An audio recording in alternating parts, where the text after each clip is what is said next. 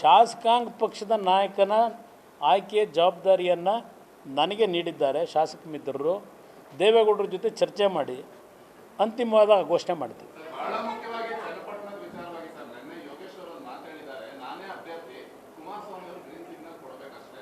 ಈಗ ಇಲ್ಲಿ ಪ್ರಶ್ನೆ ಬ್ರದರ್, 3 ವಿಧಾನಸಭಾ ಕ್ಷೇತ್ರಗಳ ಉಪಚುನಾವಣೆ ಇದೆ.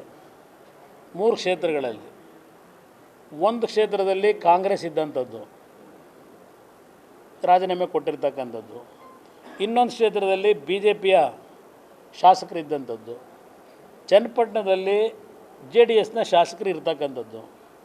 ಈ 3 ಕ್ಷೇತ್ರದಲ್ಲಿ ರಾಜೀನಾಮೆ MP ಗಳಾಗಿರೋದ್ರಿಂದ ರಾಜೀನಾಮೆ ಕೊಟ್ಟಿದ್ದೇವೆ. ಇಲ್ಲಿ ಪ್ರಶ್ನೆ, ನನ್ನ ಕಾರ್ಯಕರ್ತರುಗಳ ಒಪಿನಿಯನ್ನು ನಾನು ತಗೋಬೇಕಲ್ಲ. ನಾನು ಅವ್ರಿಗೂ ಹೇಳಿದ್ದೇನೆ, ನಮ್ಮ ಕಾರ್ಯಕರ್ತರುಗಳನ್ನು ಭೇಟಿ ಮಾಡಿ ಅವರನ್ನು ವಿಶ್ವಾಸಕ್ಕೆ ತೆಗೆದುಕೊಳ್ಳಿ, ನಂತರ ತೀರ್ಮಾನ ಮಾಡೋಣ ಅಂತ ಹೇಳಿದ್ದೇನೆ.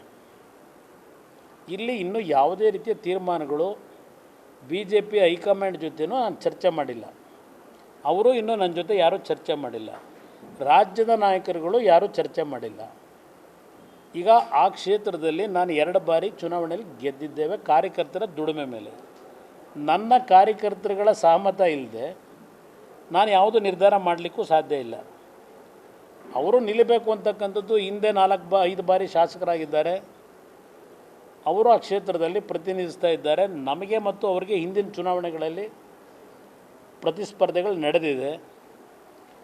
ಮುಂದಿನ ಒಂದು ತೀರ್ಮಾನಗಳು ಏನು ಮಾಡಬೇಕು ಅನ್ನೋದನ್ನು ನಾನು ಸಹ ನಮ್ಮ ಪಕ್ಷದ ಮುಖಂಡರುಗಳು, ನನ್ನ ಕಾರ್ಯಕರ್ತರು, ಚನ್ನಪಟ್ಟಣದ ಕ್ಷೇತ್ರದ ನನ್ನ ಮತದಾರರೇನಿದ್ದಾರೆ ಅವ್ರ ಜೊತೆ ಚರ್ಚೆ ಮಾಡಿ ಅಂತಿಮವಾದ ನಿರ್ಣಯ ಮಾಡ್ತೀವಿ. ಭಾಳ ಹೆಸರುಗಳು ಬರ್ತಾ ಇರ್ತದೆ. ಈಗ ನಿಖಿಲ್ ಕುಮಾರಸ್ವಾಮಿ ಅಂತ ಇತ್ತು. ಈಗ ನಿಖಿಲ್ ಕುಮಾರಸ್ವಾಮಿ ಬೈಪಾಸ್ ಆಗಿದ್ದಾರೆ. ಅನ್ಸೂಯ ಅವ್ರ ಹೆಸರನ್ನ ತಂದಿದ್ದೀರಿ. ಅನ್ಸೂಯ ಅವರ ಹೆಸರು ಚುನಾವಣೆ ಮುಗಿದು ಹತ್ರ ಬರ್ತಿದ್ದಂಗೆ, ಸಮೀಪ ಬರ್ತಿದ್ದಂಗೆ ಮತ್ತಿನ್ನು ಯಾವ ಹೆಸರು ಬರುತ್ತೋ ಕಾದು ನೋಡಿ. ಹಾಂ,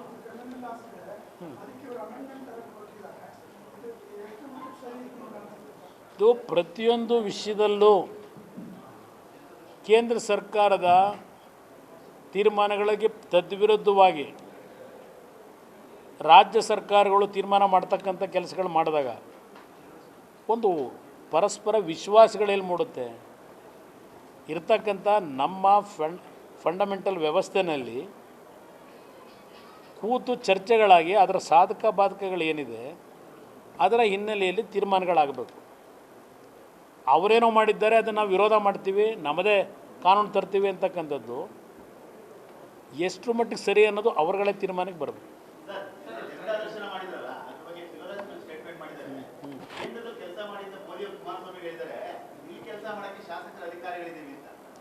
ಅವ್ರು ಕೆಲಸ ಮಾಡ್ತಾ ಇಲ್ಲ ಅಂತಲೇ ನಾನು ಹೋಗಿದ್ದಲ್ಲಿ. ಕಳೆದ 1 ವರ್ಷದಿಂದ ಕೆಲಸ ಮಾಡಿದರೆ ನನಗೆ ನೆನ್ನೆ 3,000 ಅರ್ಜಿ ಹಾಕ್ಕೊಡೋರು. ಪಾಪ ಅವ್ರ ನಿಷ್ಠೆಯಿಂದ ಜನಗಳು ಕೆಲಸ ಮಾಡಿದರೆ ಶಾಸಕರು, ಮಂತ್ರಿಗಳು ನೆನ್ನೆ 3,000 ಅರ್ಜಿ ತಂದು ಕೊಟ್ಟವರಲ್ಲ ಜನ. ಅವ್ರು ಮಾಡೋ ಕೆಲಸವೇ ಅದು. ಅದೇ ಅವ್ರು ಕೇಳಬೇಕು. ಅವರಿಗೆ ನಾನು ಅವ್ರ ಅಪ್ಪಣೆ ತಗೊಂಡು ಹೋಗ್ಬೇಕಾ ಮಂಡ್ಯಕ್ಕೆ ಹೋಗೋಕ್ಕೆ? ಹೌದು, ನರೇಂದ್ರ ಮೋದಿಯವರು ಕೇಂದ್ರದಲ್ಲಿ ಮಂತ್ರಿಯಾಗಿ ಜವಾಬ್ದಾರಿ ನಿರ್ವಹಣೆ ಮಾಡುವಂಥೇಳಿ ಗೌರವಾನ್ವಿತ ಪ್ರಧಾನಮಂತ್ರಿಗಳು ನನಗೆ ಜವಾಬ್ದಾರಿ ಕೊಟ್ಟಿದ್ದಾರೆ.